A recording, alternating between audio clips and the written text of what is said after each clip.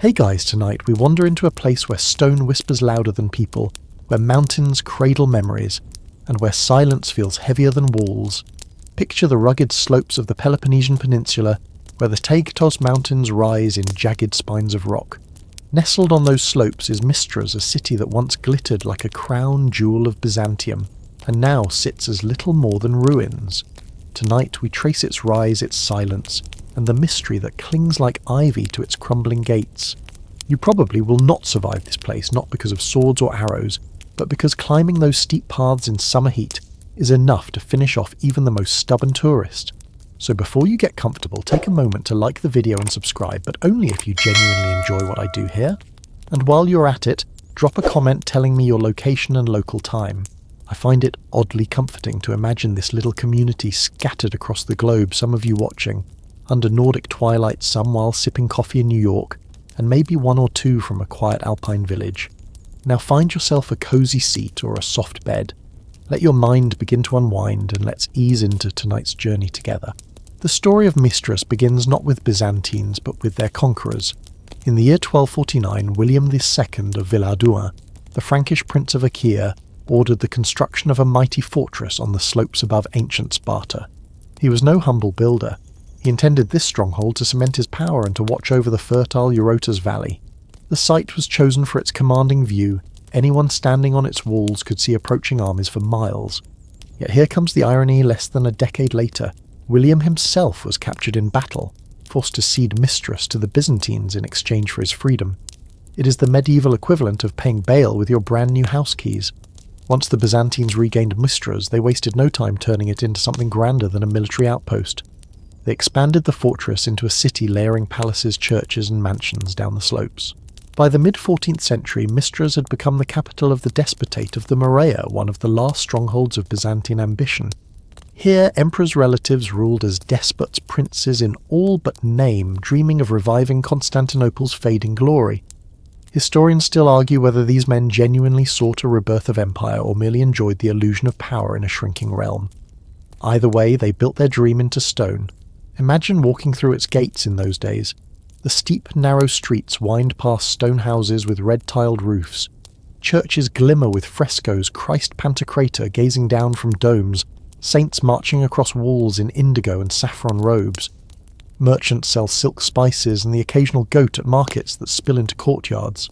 And above it all, the palace of the despots crowns the ridge, a symbol of Byzantine pride perched like a stubborn reminder that the empire had not yet fallen. A mainstream fact anchors this vision. Mystras hosted the coronation of Constantine the Palaiologos in 1449, the very last Byzantine emperor who would later die defending Constantinople in 1453. That link makes the city a poignant prelude to the empire's final curtain. But alongside grand history, quirky tales sneak in too. Local lore claims that one of Mystras's cats became a minor celebrity, wandering freely through the churches during services tolerated, because no priest dared chase it out. Whether true or not, the image of a well-fed Byzantine cat inspecting icons adds a touch of humour to a place otherwise heavy with destiny. What made Mystras extraordinary was not just its walls or rulers, but its atmosphere of fragile grandeur. Surrounded by rugged peaks and olive groves, it seemed suspended between heaven and earth. From its terraces one could gaze down at the ancient ruins of Sparta, a silent reminder that even mighty civilizations crumble. That view surely inspired reflection, perhaps even anxiety.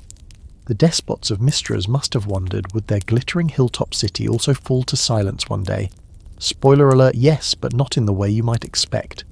Even now the ruins of Mystras tell their story with eerie eloquence. The monastery of Pantanassa still stands, its frescoes glowing faintly in dim light, while the palace of the despots sprawls across the summit, worn but defiant. Travellers who stumble here today often describe the place as a ghost city where time paused. Tour guides like to point out the view across the valley, insisting you can almost see ghosts pacing the battlements. It is the kind of claim that earns eye rolls from historians but delights anyone secretly hoping to feel a chill on the back of their neck. Historians still argue whether Mystras's rise was a last gasp of Byzantine brilliance or merely a temporary refuge from inevitable decline. Some call it the empire's final renaissance, a place where art and philosophy briefly flourished before the Ottomans closed in.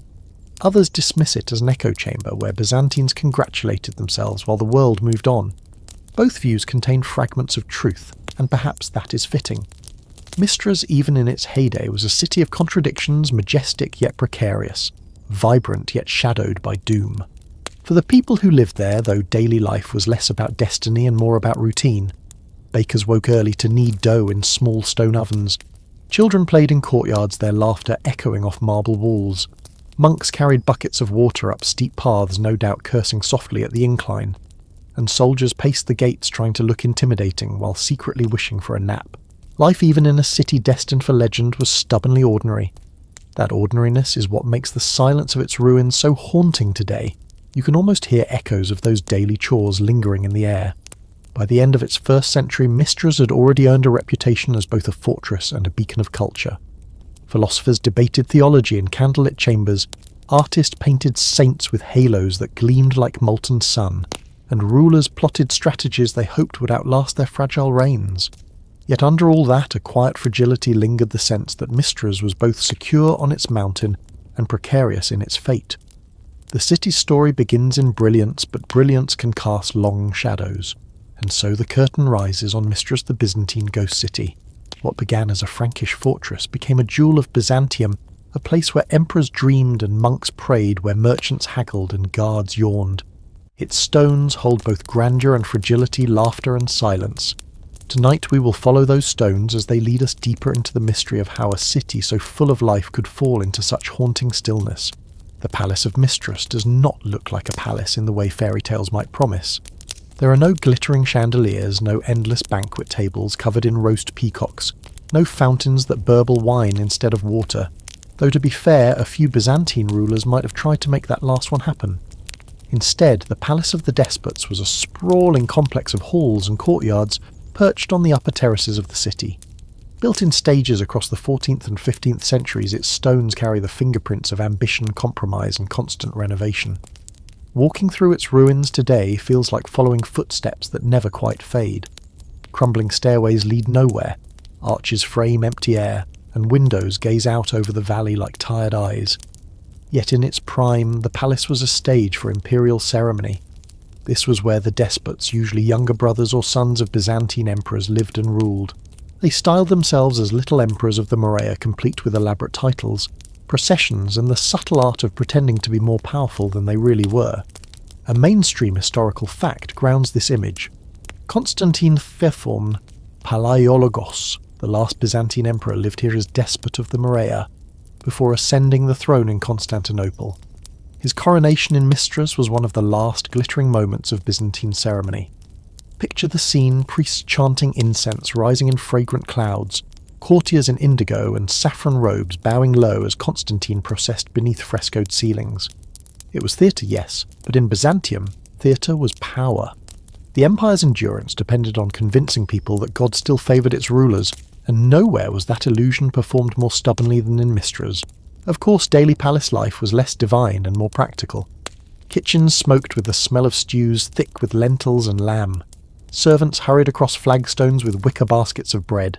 Courtiers loitered in corridors gossiping about who had offended whom at the last feast. And behind all this bustle, the despots schemed. Some dreamed of uniting the Peloponnese under Byzantine rule, others of launching campaigns against the Ottomans or negotiating alliances with Venice. Historians still argue whether these plans were realistic strategies or delusions of grandeur whispered into ears already deaf to reality. One quirky tidbit adds colour.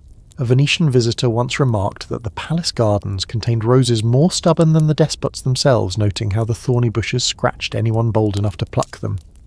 It is an oddly poetic detail, as if nature itself was warning intruders to tread carefully.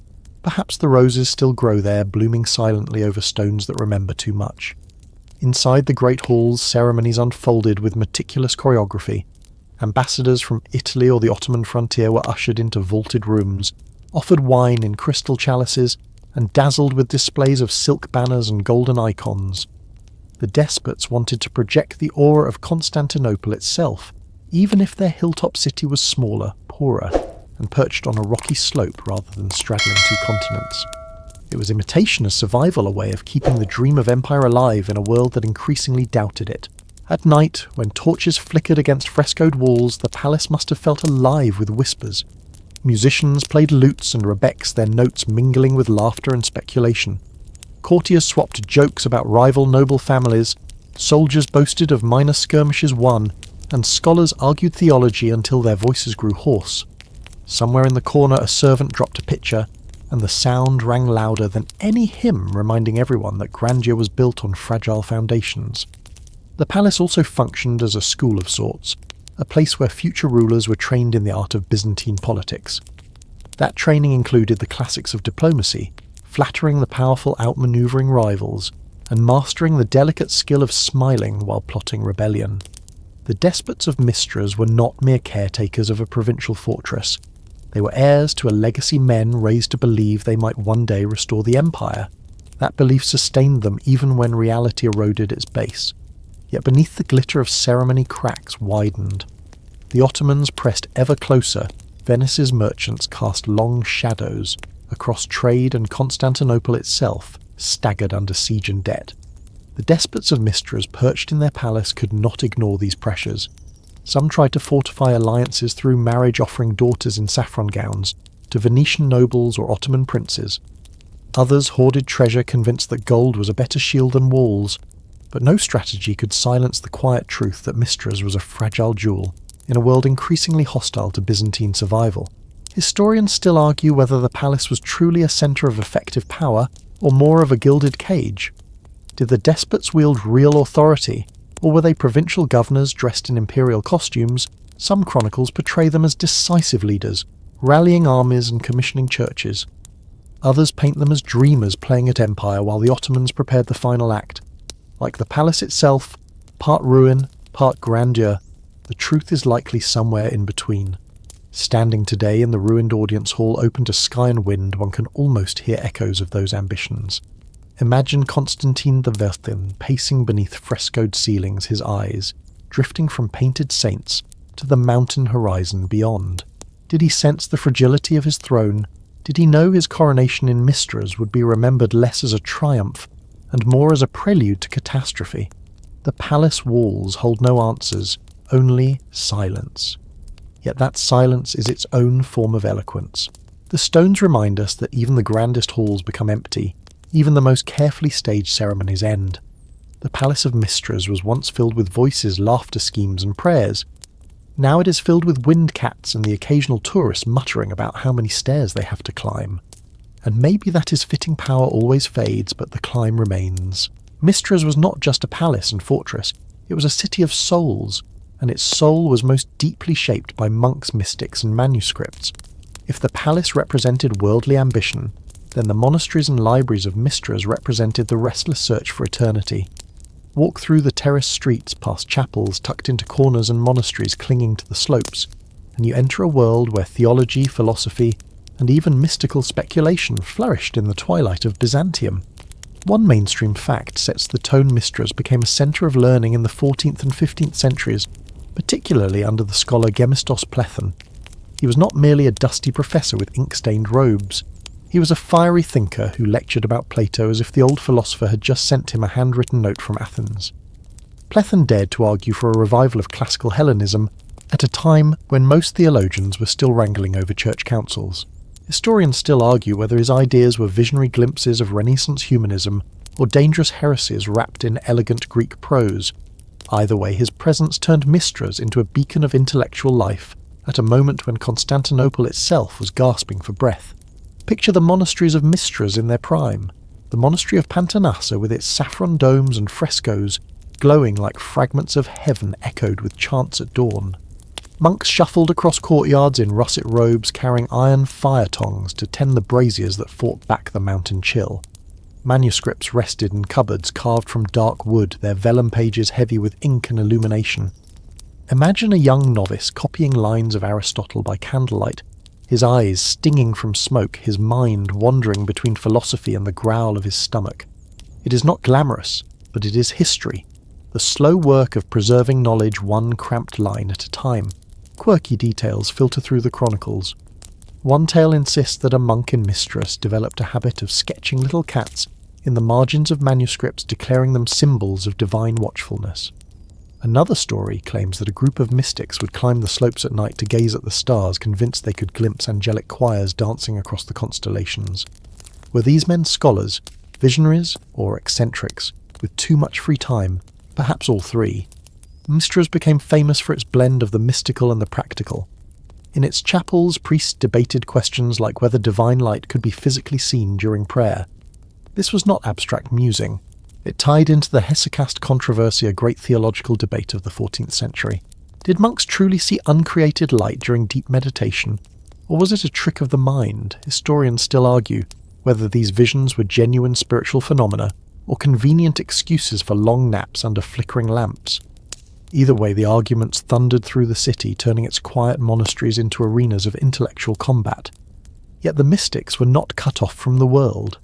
Pilgrims trudged up the steep paths to Mystras, carrying wicker baskets of bread jars of olive oil, and sometimes a coin or two offerings for saints and monks.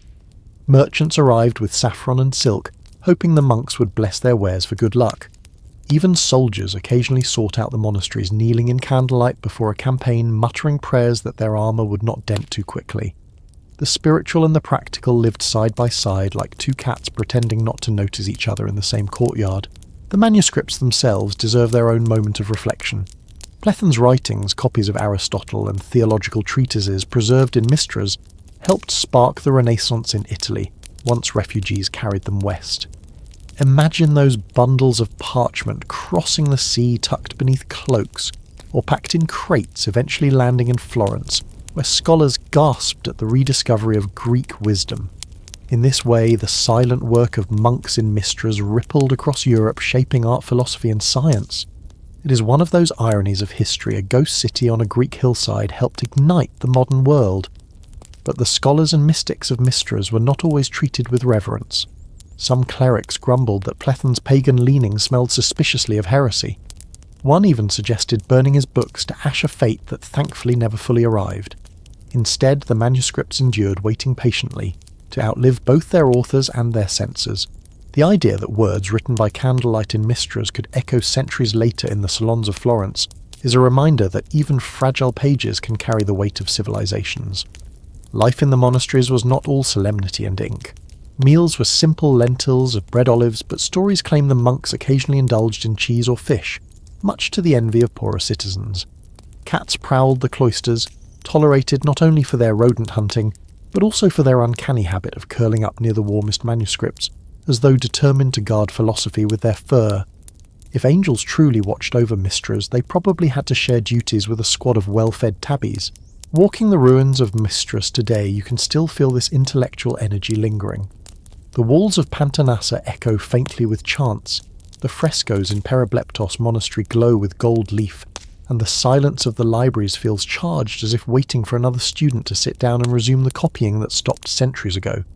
Tourists often remark that they feel strangely contemplative here, as if the stones themselves are rehearsing old arguments about Plato, Aristotle, or divine light. In the grand story of Mystras, the monks, mystics and manuscripts were not mere footnotes. They were the heart of its identity. The palace might project power, but the monasteries preserved memory. Through ink chant and speculation, they gave the city a soul that still lingers in its ruins. Perhaps that is why Mystras feels so haunting. The voices of the monks have faded, but the questions they raised still hang in the air, unanswered, inviting us to lean closer. The months that follow are strange for Mystras. The city lives on, but it feels like a stage where the actors have quietly left, leaving the scenery intact. The steep lanes still echo with footsteps, though they belong more often to goats than to merchants. Wind rattles shutters that nobody bothers to repair. From a distance, the fortress above looks solid, but up-close stone walls betray the slow creep of ivy and lichen. Residents who remain mutter about how life has shifted, how once crowded markets now stretch into silence, how the forge rings less often, how the sound of hymns thins in the church of St. Demetrios. They keep moving, of course, because people rarely stop simply because their neighbours have packed up. Yet every day feels like a rehearsal for absence. Travellers passing through sense the odd rhythm too. They write of a city neither fully alive nor truly deserted. Some remark that Mystras feels like a theatre after the curtain has dropped, its painted backdrop still standing, but no laughter filling the rows. One Italian pilgrim ever fond of drama records that the silence seemed to settle on the stones like a new kind of plaster. Whether he was waxing poetic or genuinely spooked is anyone's guess. Historians still argue whether such travellers exaggerated their impressions hoping to sell books, or whether Mystras had already begun its long drift toward ghosthood. The streets themselves tell part of the story. Main avenues that once bustled with the clatter of mule hooves now gather dust. Grass creeps between paving stones. Wells are still full, but fewer buckets splash into them. Lamps burn less oil because people ration light. After all, who needs a lantern for a street with only 2 houses awake? It is as though the city is learning to dim itself, preparing for the long sleep that will follow. Quirky little details creep in at this stage. Cats, those unofficial mayors of Byzantine towns, expand their reign. With fewer hands to shoo them away, they parade boldly through the market square commandeer benches in abandoned courtyards and nap on the laps of half-empty statues. Goats nibble weeds along the fortress wall and sometimes wander through doorways as if auditioning for tenancy. Children invent ghost stories about hearing voices in closed shops, and older residents smile, half amused, half uneasy. Remember that candle that sputtered mysteriously, and Hagia Sophia Mystras has its own repertoire of flickers and creaks, each one interpreted as a sign. The fortress garrison, though smaller, still performs its duties. Guards pace the ramparts looking outward toward the hills, though inwardly they know the real battle is time itself. One veteran jokes that he is less afraid of enemy swords than of the ivy slowly conquering the towers. His comrades laugh because it is easier than admitting he might be right. The fortress still commands the valley, but its strength feels increasingly ceremonial. A strong wind rattles the banners more fiercely than any army. And yet Mystras is not wholly abandoned. A small scholarly circle persists in the monasteries. They copy manuscripts, debate theology, and drink thin wine in the evenings. Some say the best philosophical conversations of the late Byzantine period happen not in Constantinople, but in this half-sleeping city. That's the irony of history decline in one register, sometimes coincides with brilliance in another. Mainstream fact reminds us that Mystras was a centre of learning, especially under Gemistos Platon, who dreamed aloud of reviving ancient Greek philosophy. Though he had passed by this era, his intellectual echoes linger in the walls. At night the quiet deepens. A lone torch glimmers at the gate. Dogs bark, and the echoes roll farther than they once did, as if delighted to find fewer voices competing. Pilgrims arriving late climb the cobbled slope and wonder if they have reached the wrong city. Where are the vendors hawking bread and figs? Where are the smiths hammering iron into ploughshares? They encounter instead a hush that feels reverent, even mournful. One might call it peaceful, though peace and emptiness often look similar in the dark. Rumours thrive in such a climate. Whisperers claim treasure has been buried in cellars awaiting safer days. Others insist the citizens know something outsiders don't, that Mystras is cursed or blessed in a way too heavy for daily life. These are convenient stories, of course. People prefer a dramatic explanation to the banal truth that towns sometimes just fade when economies shrink. Still, the image of buried gold or holy relics lures a few fortune seekers who arrive with shovels and leave with blisters. The earth of Mystras keeps its secrets, offering only shards of pottery and the occasional snake to discourage intruders. The landscape around mirrors the city's strange balance. Olive groves still flourish, but fewer hands harvest them. Terraces crumble as weeds reclaim them. The river that once powered mills flows unchanged, yet the mills themselves stand silent. It is a picture of half-life nature persisting, humans retreating. A traveller might find figs ripening in an orchard, only to discover no household waiting to gather them. There is something both sad and generous about a tree dropping fruit to the ground, with no witness but the sparrows. Even ceremonies adapt. Festivals grow smaller, but cling stubbornly to tradition. Villagers gather for saints' days with as much joy as they can muster, though the choirs sound thinner. The absence of certain relics is felt keenly. What processions once displayed proudly may now exist only in memory. And yet people celebrate anyway, because ritual is not so easily extinguished. If anything, the fewer the participants, the louder each voice feels in the stone-walled churches. The irony is that this twilight period often leaves stronger impressions than the heights of prosperity. Visitors write longer descriptions of decline than of stability, because emptiness makes better storytelling. A bustling market sounds like any other. A half-empty one hums with echoes, each shadow stretching toward allegory. Perhaps that is why the image of Mystras as a ghost city begins long before it is truly abandoned. A reputation once begun grows faster than ivy. The lingering question, of course, is whether the city could have reversed its slide. Historians still argue whether stronger leadership, a healthier economy, or sheer luck might have altered the fate. Some insist it was inevitable, others point to moments when intervention might have mattered. But hindsight is always sharper than the view through present dust. To the residents, each day felt like life-continuing milk to fetch fields, to 10 neighbours to greet until one day it no longer did. And so in this middle period, Mystras stands as both city and ghost, a paradox of stones alive with whispers but devoid of crowds. It is the stage before silence, the chapter, where memory and presence overlap. One can almost hear the sigh of the walls themselves as though acknowledging their role in a drama whose final act approaches. Mystras wears opposites like layered robes, silk over homespun gold leaf, over rough stone philosophy debating with the price of onions. On any given morning, the lanes of the upper town shimmer with incense and fresco light, while 2 switchbacks below a mule tries to eat a fig from a wicker basket and gets scolded like a child. The city does not choose between grand and ordinary. It stacks them terrace by terrace until they feel like one life. The sun climbs over Tegatos, the stones warm, and the air smells of bread, olive wood smoke and a little damp from night mist about 30 degrees Celsius, roughly 86 degrees Fahrenheit by midday, which is perfect if you're a lizard, less perfect if you're a monk in layered wool. Merchants set up first. They unroll bolts of dyed cloth most precious near the palace gate crimson so deep it drinks light indigo that stains fingertips saffron that looks like sunrise. A full bolt 20 metres long, about 66 feet, becomes a river when the breeze lifts it. Traders slap amphorae to show they are sound. Each holds around 26 litres, about 7 gallons of oil or wine, and every hollow thump echoes off the walls like a drumline for accountants. Copper pans, iron nails, salt in tidy cones, strings of garlic braided like rosaries, everything has its lyric. A boy weighs cheese on a balance whose little bronze weights gleam like coins, and when the pan dips unfairly, his grandmother gives him a look that could audit an empire. Peasants begin to drift in from the terraces, sandals chalky with dustbacks straight from practice. They barter by habit figs for lampoil eggs, for thread a morning's help at harvest, for a short cloak to cut the wind.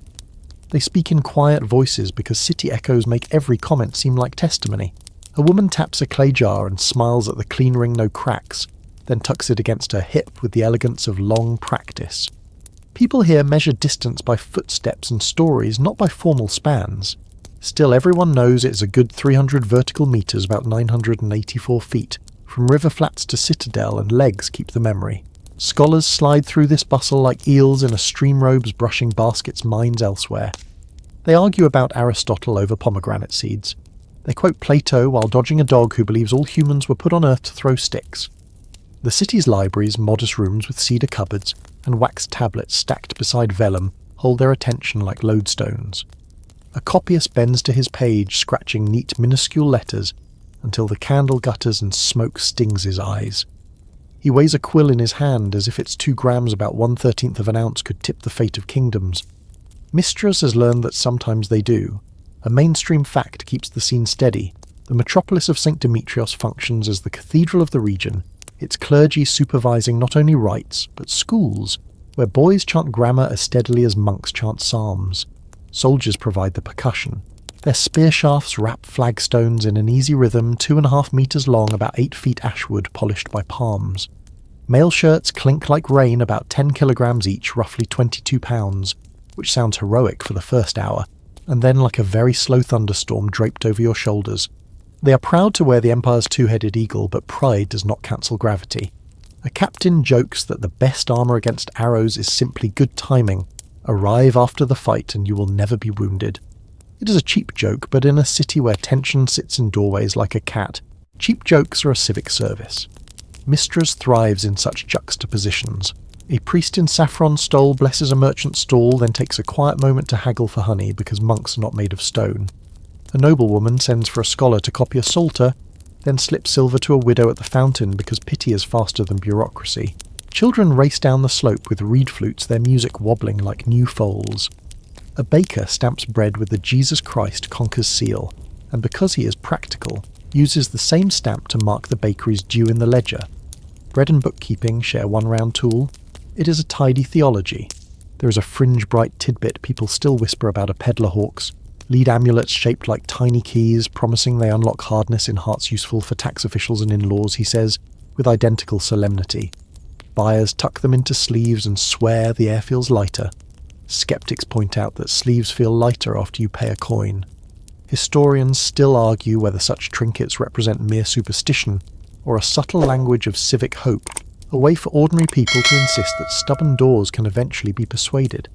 Above the market in the upper town, the palace offices conduct their delicate theatre. Clerks in teal tunics tally customs on wax tablets, then copy final sums to parchment. A scribe licks a reed pen and by habit whispers multiplication tables. Arithmetic is its own liturgy here. Nearby, a Venetian agent pretends not to count the stores of timber. An Ottoman envoy pretends not to notice a new bracing on a gate. Courtiers perform courtesy-like choreography, each bow one beat long. Historians still argue whether Mystras' economy is genuinely diversified textiles, olives, stock animals, silverwork, or whether palace spending props it like a scaffold holding up a handsome facade. From the ground, it feels like both you cannot paint frescoes without plaster, and you cannot eat frescoes no matter how delicious they look. The contrast sharpens at twilight. In the Peribleptos monastery, candles halo gold tesserae, while a cantor weaves psalm tones as tender as sleep. Down the slope at a tavern, a lute twangs off key and laughter spills warm as wine. Soldiers trade stories about boars and bandits. A scholar corrects the metre of a song nobody asked him to correct. A peasant counts coins twice, then tucks them under a heel, call it the original two-factor authentication. Outside, the night smells of time crushed under sandals and of iron cooling in the smithy. Even the city's measurements tell a double story. A cart creaks past with a candlestick wrapped in cloth weight, guessed at 80 kilograms, about 176 pounds if rumour matches reality. 4 men carry it and still need to stop to breathe. A jug of oil goes for a fair price this week because the harvest was steady. Olives have their own calendar indifferent to politics. A cloak takes 4 cubits of cloth, about 2 metres, roughly 6.5 feet if you want it generous enough to nap under during sermons, purely theoretical advice, of course. Power and poverty share thresholds. In a lane shaded by an almond tree, a despotic official steps aside for a widow balancing a jar. Both murmur thanks. In a courtyard, a scribe's daughter feeds crumbs to a cat that looks suspiciously like the one monks dubbed the prior. The animal gives an approving blink, which everyone knows is how cats notarize documents. Jokes like this hold the seams together better than proclamations do. Another favourite invest in donkeys. They do not betray conferences. If that is not an ancient proverb, it should be. The city's nerves hum, but habit steers the day. Processions still wind on feasts, banners pale as they pass under shade and vivid as they cross sunlight. Teachers still rap knuckles with gentleness when declensions skid. Smiths still quench blades, the steam smelling like metallic rain. The contrasts that define Mystras silk, beside straw psalms, beside price lists, high walls, beside low gardens, do not cancel each other. They tune each other like strings on a lyre. The sound is fragile, yes, but real, and it carries farther than fear when the wind leans the right way. A mainstream fact underlines the scene Mystras serves as the capital of the despotate of the Morea, its upper and lower towns knit by gates and switchbacks, its cathedral, the seat of the Bishop of Lacedaemonia, its palaces the classrooms where future rulers practice their steps. That prestige draws scholars and traders the way lamplight draws moths sometimes, to bright ends, sometimes to singed wings. And the open question refuses to sleep. Historians still argue whether a city so gracefully contradictory could have endured if a stronger tax base, sturdier alliances, or sheer luck might have preserved this balance of silk and sword. From the ground, the people of Mystras do not debate destiny. They sell cloth, bless bread oil hinges, and teach children to mind the cat. The empire may be cracking somewhere beyond the mountains, but here the morning still begins with a bell and ends with a lock slid gently home. Between those sounds, the city of contrast keeps breathing one ordinary miracle at a time. The merchants of Mystras never thought their ledgers would become part of an empire's obituary, yet here we are leafing through the ghosts of receipts. The city's prosperity once rode on olive oil, wine, and silk threads that glimmered like water under sunlight. Traders scribbled numbers in wax tablets, bargaining in arcades where stone columns framed the mountain air. Their voices rose with the clatter of scales and the sweet sting of fermenting grapes. A mainstream historical fact worth pausing on Mystras' markets connected the Peloponnese to Italian ports, especially Venice, which adored silk, almost as much as it adored clever contracts. That web of commerce kept the city humming long after Constantinople itself wobbled under strain. Still, even merchants cannot haggle with fate forever. When Byzantine fortunes faltered, Mystras' economy mirrored the decline. Prices of staples grew jumpy. Gold coins, once trustworthy, began to seem a little thin at the edges. You know trouble is near when even bakers whisper about debasement rather than crusts. A quirky tidbit lingers from chronicles. At one point some traders allegedly used dyed beans as stand-in currency during shortages. Picture the frustration of paying for a barrel of oil with a handful of teal-stained beans. It sounds less like economics, and more like a tavern joke gone wrong. Historians still argue whether economic erosion truly doomed Mystras, or whether it merely magnified vulnerabilities that politics and war had already carved. To the locals trudging through the markets, though abstract debates mattered less than empty purses, when merchants packed up their stalls for the last time, they weren't thinking of destiny. They were thinking of rent. The city's wealth had always been fragile, balanced on the steep slopes of its mountain setting. Pack animals struggled up the switchback paths, their hooves scraping stone. Drivers muttered prayers against slips because one wrong step meant your cargo of amphorae would tumble down into the valley with the enthusiasm of an unpaid creditor. Yet the climb was worth it. From the plateau, caravans gazed out across the olive groves, and buyers in Venice and Genoa marvelled at the products that arrived in neat bundles as if the mountain itself had learned bookkeeping. By the late 14th century, however, things had shifted. Trade networks tightened like belts during a famine. Italian merchants still came, but with heavier demands and sharper quills. Taxes rose to fund defensive walls and mercenary contracts, and the people of Mystras felt the squeeze. Imagine a shopkeeper sighing as he adds one more coin to the tax collector's box, muttering that the empire seems to treat Mystras less like a jewel and more like a convenient purse. Even the vineyards that rolled down the hills lost some of their cheer. Vines still bloomed, wine still flowed, but buyers abroad began favouring other regions, leaving barrels to sit longer in storerooms. And when barrels sit too long, they develop what polite wine drinkers call character, and what honest wine drinkers call a mistake you regret in the morning. The city's intellectual elite, those same scholars and philosophers we saw debating in courtyards earlier, were not immune to decline either. Their patronage relied on wealthy merchants funding lectures and copying manuscripts. When those coins vanished, so too did the clink of ink pots. A scribe could not afford parchment if his patron could not afford bread. Once again, historians argue whether this thinning of intellectual life hastened Mystras' fall, or whether the scholars were already preparing to migrate west, carrying Byzantine wisdom into Renaissance Europe. The truth may be both a slow ebb of funds at home and a surge of opportunity abroad. At the human level, decline never feels like a single crash. It feels like 1,000 small scuffs. The baker sees fewer customers. The tailor patches tunics rather than weaving new ones. The potter waits longer for his kiln to fill. All these moments add up until a city that once rang with commerce now echoes more with footsteps than with bargaining. And when silence becomes a regular sound in a marketplace, you know decline has taken residence. Yet life retained its quirks even as fortunes dipped. Chronicles mention a merchant who supposedly invented a portable booth made of collapsible wood, so he could pack up instantly if inspectors came snooping for unpaid taxes. Was this innovation cowardice, or both? Either way, it makes you wonder if the future might have been brighter had the man patented pop-up shops instead of fleeing taxmen. The economy also bore the scars of bigger events, plagues, wars, shifting borders. When soldiers marched through, they demanded supplies. When plagues swept in, they devoured workers. Each disruption added another layer of fragility. Mystras, perched like an eagle's nest, could watch armies pass in the valleys below, but it could not avoid their demands for tribute. The paradox of a fortress city is that its strength also makes it a storehouse others want to raid. As decline settled in, some residents quietly slipped away. Merchants took their ledgers to other ports.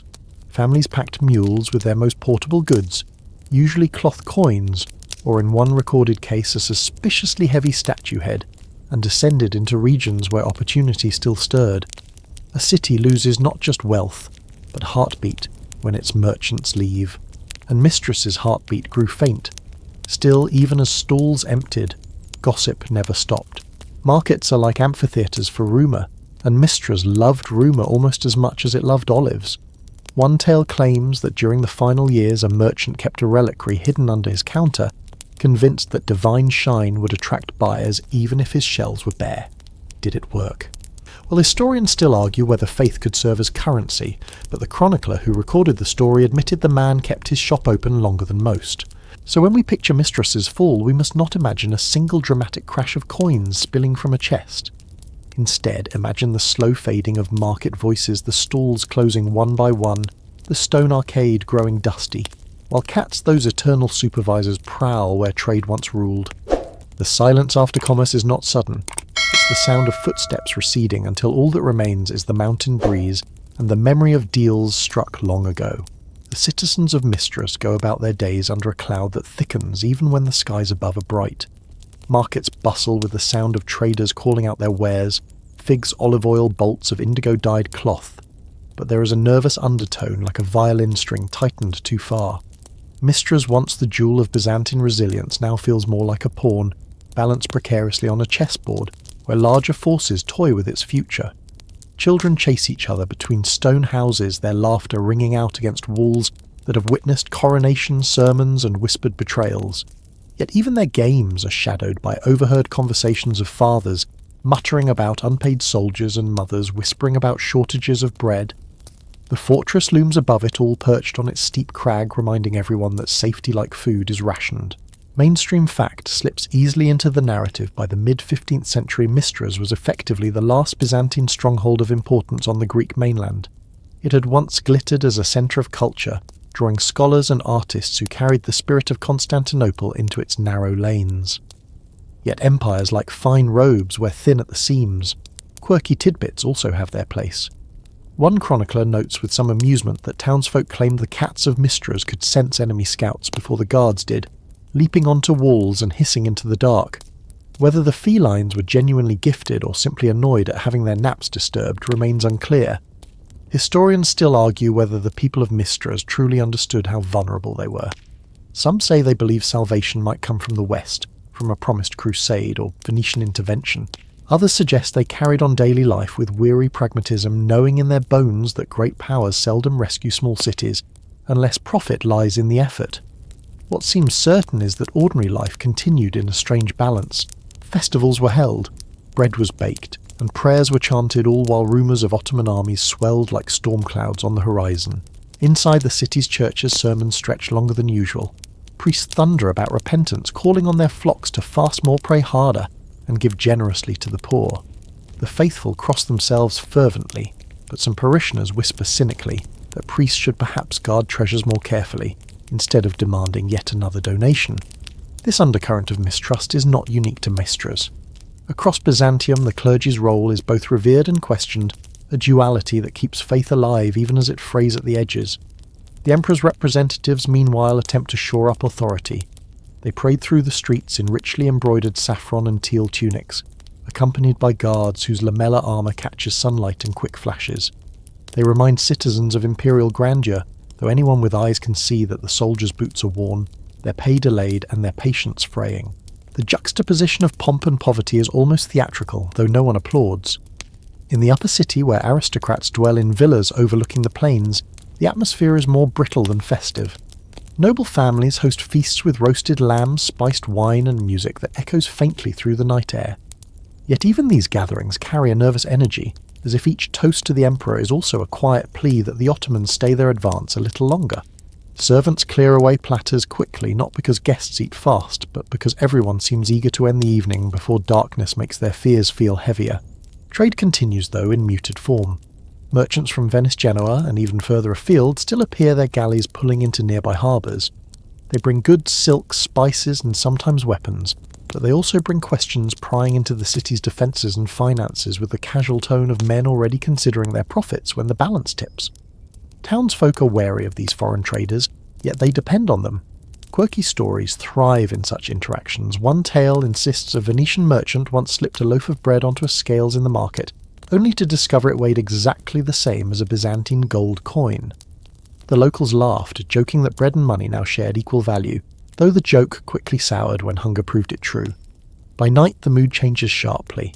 Torches sputter in the wind, their light casting long shadows that stretch like accusations across the marble courtyards.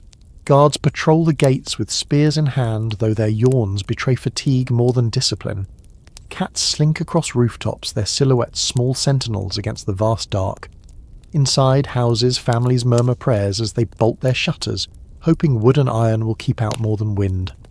The silence is broken only by dogs barking at unseen movements, or by the occasional cry of a child jolted awake from uneasy dreams. Historians still argue whether Mystras could have withstood a long siege had it prepared more thoroughly. Some insist its walls and fortress were strong enough to buy time, perhaps even to repel smaller Ottoman forces. Others contend that the city's geography, steep, dramatic, but limited in resources, meant its fate was sealed the moment supply lines were cut. Either way, the people below those walls lived with uncertainty every day, measuring their lives between harvest patrols and rumours.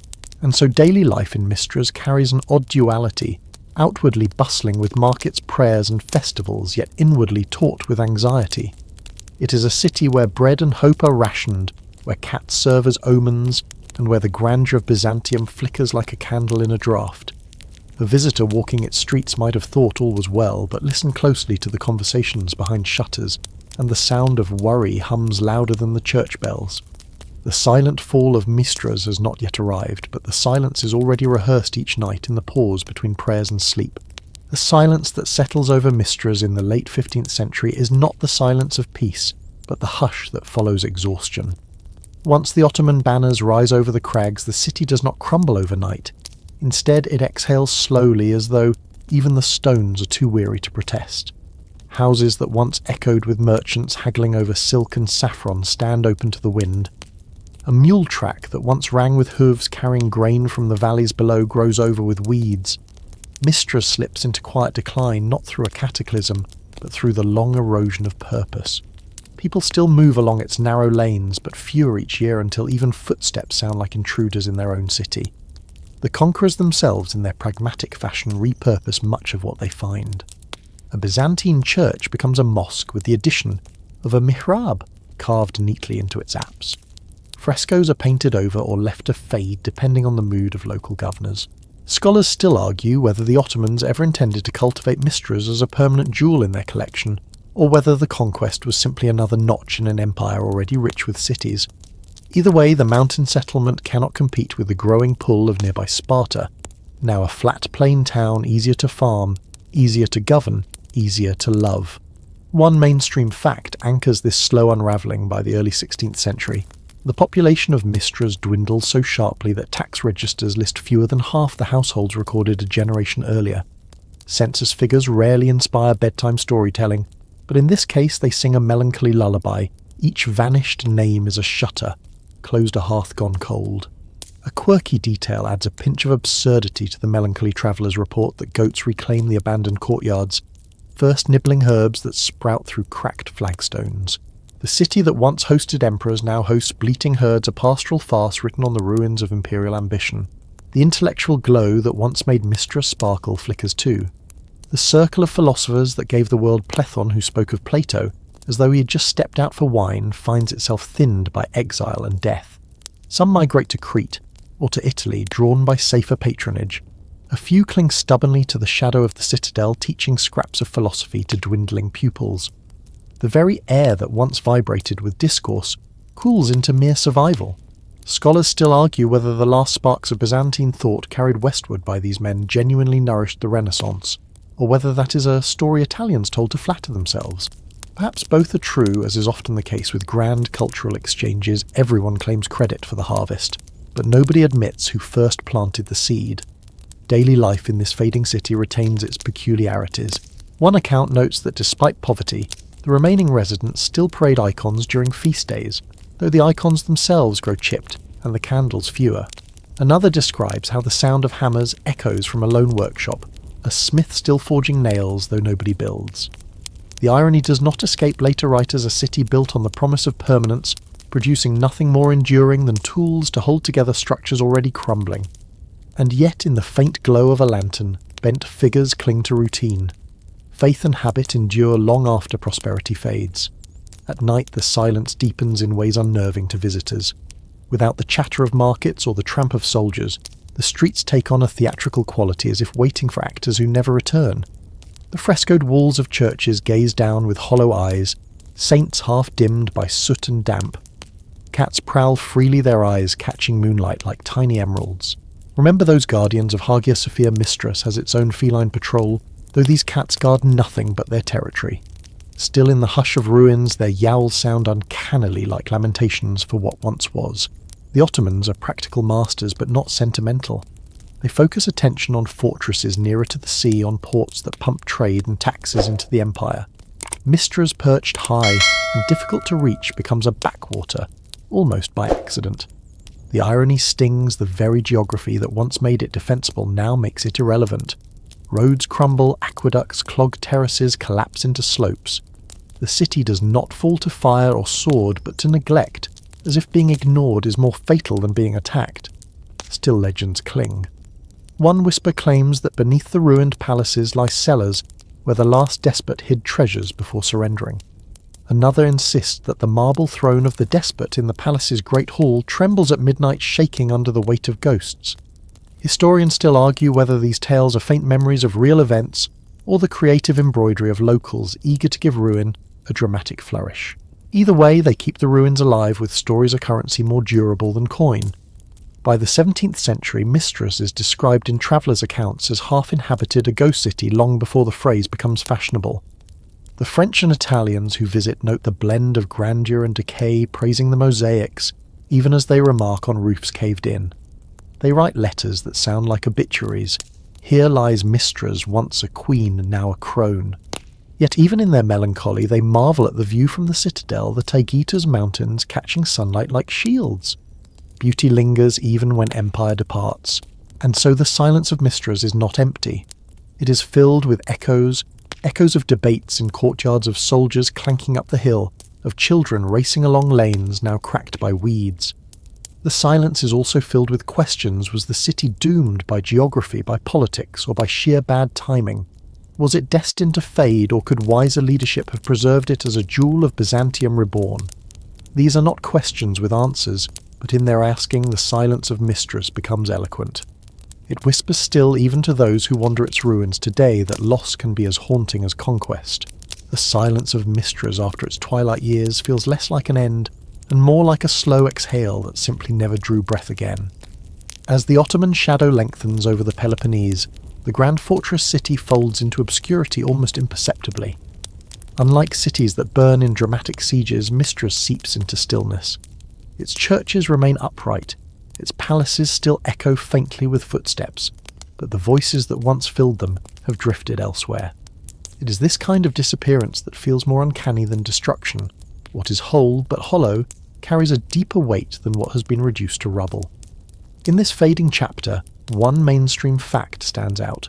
The last Byzantine emperor, Constantinos II Palaiologos, was crowned at Mystras in 1449, a mere 4 years before the fall of Constantinople itself. That coronation is often remembered as a final defiant spark, a city lending its walls and its prestige to an emperor who would fight until the very last moment of the empire's life. The coronation is not just ceremony, it is a kind of historical bookmark, placing Mystras forever in the story of Byzantium's last breath. And yet, the city that crowned an emperor would within decades host mostly goats, pilgrims, and the curious whispers of wind. The quirky side of this decline appears in the way residents adapted to new rulers and new rhythms. For a time, Mystras becomes a kind of Ottoman administrative hub, but even that role proves temporary. Records tell of villagers repurposing fragments of marble columns into troughs for animals or thresholds for cottages. Imagine passing through a doorway each morning where the lintel was once part of a palace, window history literally underfoot in the most mundane way. It is both comical and poignant the way grandeur surrenders to practical carpentry. A child in those years might grow up kicking pebbles across mosaics without ever realizing the saints beneath his feet once drew pilgrims from across the empire. Historians still argue whether this gradual hollowing out of Mystras should be considered a fall at all. Some suggest the city simply transformed into a provincial town, losing importance, but never entirely abandoned. Others insist that by the 17th century the city was more ghost than settlement, its grand outline sheltering only fragments of life. The debate reflects not just facts but sensibilities. Is a city alive if only a handful remain within its walls, or is life defined by noise, ceremony and prestige? The answer may depend more on philosophy than on census records. As the years lengthen, Mystras becomes a kind of canvas for travellers to project their own imaginations upon. Venetian envoys remark on its still impressive silhouette, its walls curling around the mountain like a protective arm. Ottoman scribes note its gardens and its fruit trees, suggesting a pastoral peace overlaying the ruins of grandeur.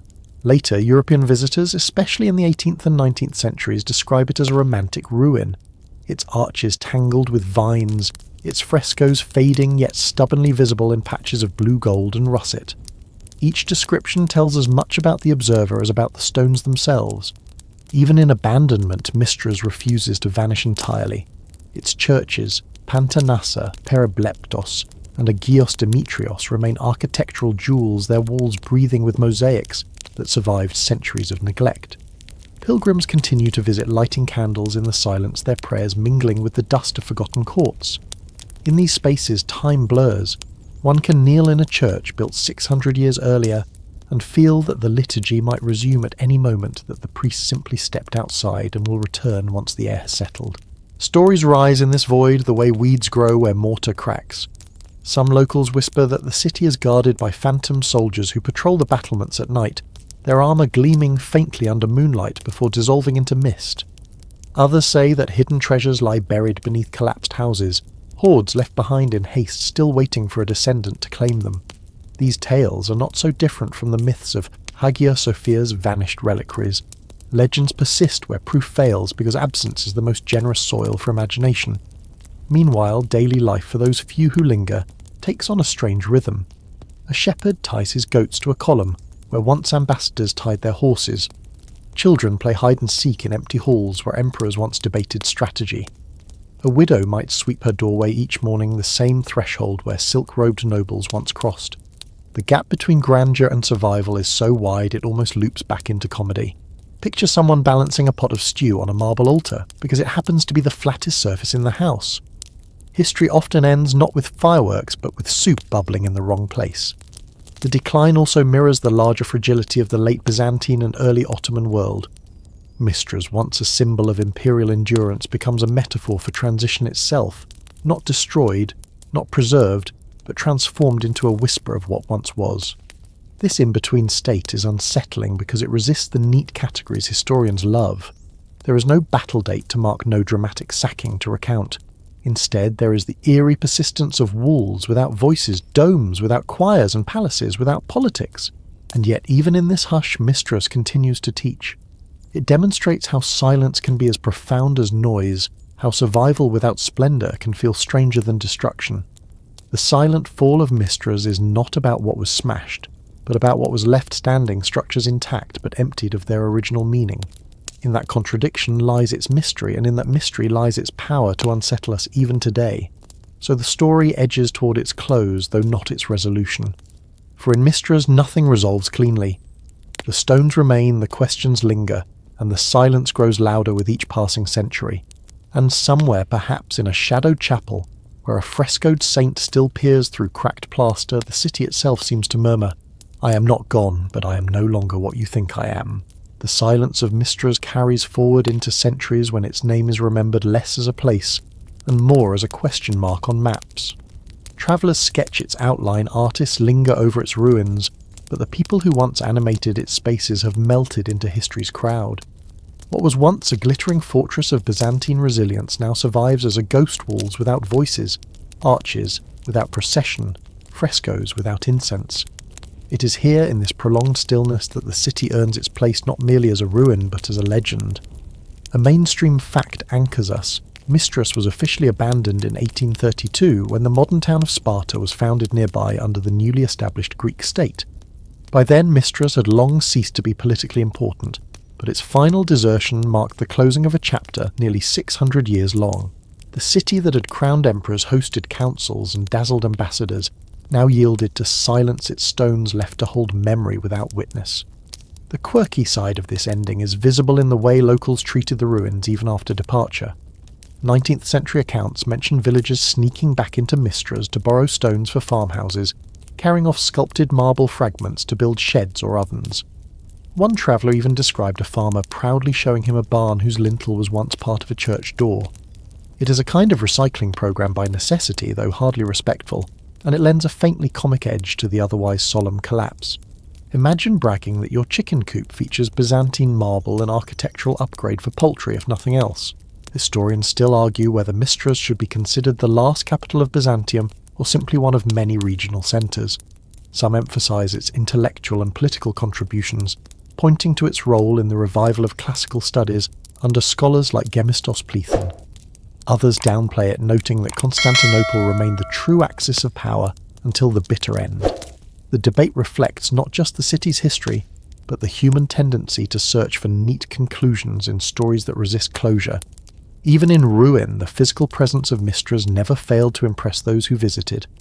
French and British explorers in the 19th century wrote of its tiered streets clinging to the mountainside, its citadel crowning the summit, and its churches still glittering with fragments of gold tesserae. They often describe walking through silent courtyards where grass grew high and owls nested, yet feeling as though the next corner might reveal a noble in indigo robes or a priest in saffron vestments. It is this dissonance, the sense of presence within absence, that made Mystras so captivating. For locals, the ruins became both a burden and a backdrop.